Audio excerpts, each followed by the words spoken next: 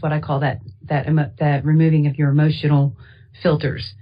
Well, it's what has to be done. It's hard for some people to do it, but if you're going to look at this information, it's really the only way you will survive the onslaught of what you're going to find. Right, because you can't come back out of that untouched. And if you do it right, you'll never look at things the same again.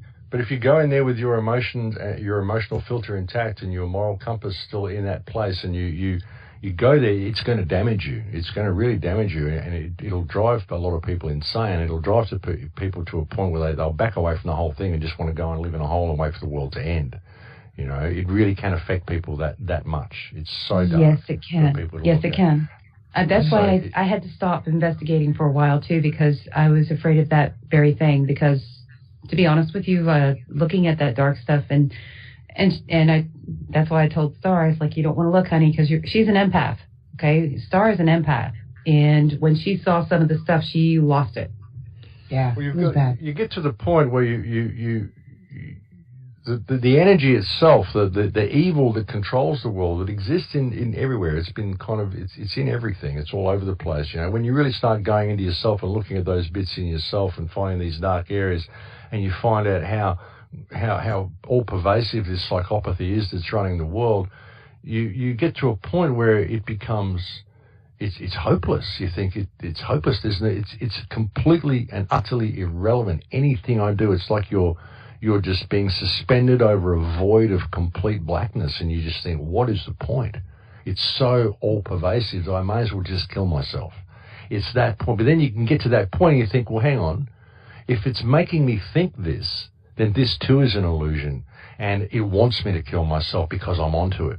And I can actually move forward and shine some light here now, and I can actually move things forward energetically because I've got to that point of complete and utter despair, and I realize that also is a trap. That is a thought that's been put in my mind. It's been implanted there to make me take my own life, to make me give up and think that it's hopeless. So of course it's an illusion because it's a thought, so it's an illusion, you know. Yes. You know, remove all thought from it and just act from the heart. This is how it works.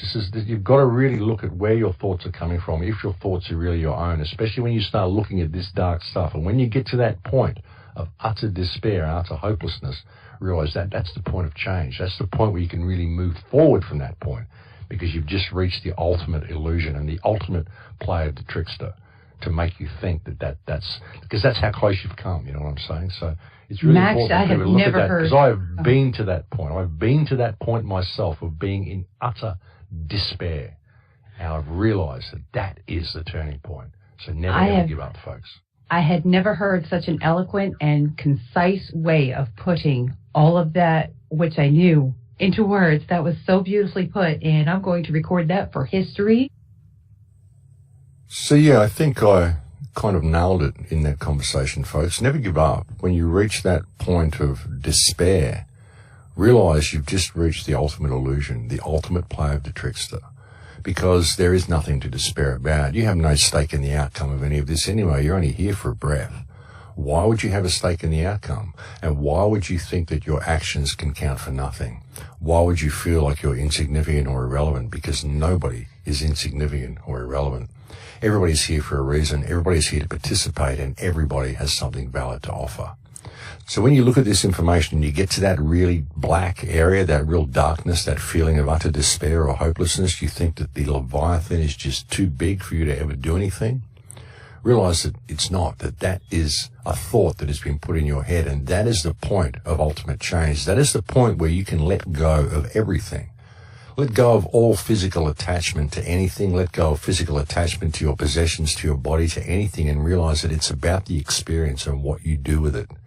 None of the other stuff matters. It's all temporary anyway. It's all just baggage to hold you down. You're here to experience you and to move this consciousness forward. This is what we're here to do, folks. We're here to heal this situation, and we can heal it if we can look at how the plays go and look at how the plays are being made against us and look at where our thoughts are coming from and realize that it can't be hopeless because there is no stake in the outcome anyway. How can it be a hopeless situation if it's meaningless? And it is virtually meaningless, folks, because you're only here for a breath. You're only here for the blink of an eye. you can't possibly have a stake in the outcome of what this world's going to do, or even a stake in the outcome of all the stuff that you collect and all the things that you do in your life, because it's a temporary existence. It's a limited hangout, folks. That's what this is. This whole life is a limited hangout. So how can you have a stake in the outcome? People just have this misconception of what the meaning of life is. They think life means stuff. It means this personal gain. It means all of these trappings that society gives us and sustaining ourselves through it. But really, the meaning of life is living the life. It's experiencing the life. The meaning of life is to become all that you can be. And that doesn't mean gathering heaps of baggage. It's an internal journey. But, you can apply your internal self to the world around you, and you can heal it by simply staying in your moral compass and doing the right thing in all that you do.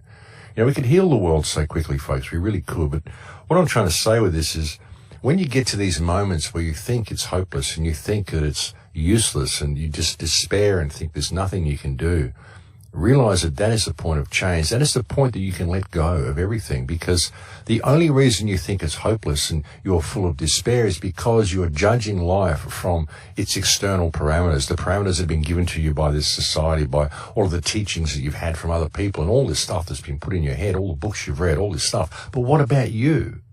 What about you? What about your experience and your perspective? That is the meaning of your life.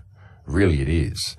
And if the world around you is not what you want it to be, well, change it by changing yourself and applying that new self that you are to the world around you. Work within your moral compass. Always stay true to your moral compass and do the right thing in all that you do. Don't abide by any rule or regulation which causes you to step outside your moral compass. Don't hang around with those sort of people. Question authority. All of these sorts of things can make a huge difference, folks. They really can. But in order to do any of that, again, you've got to remove a stake in the outcome.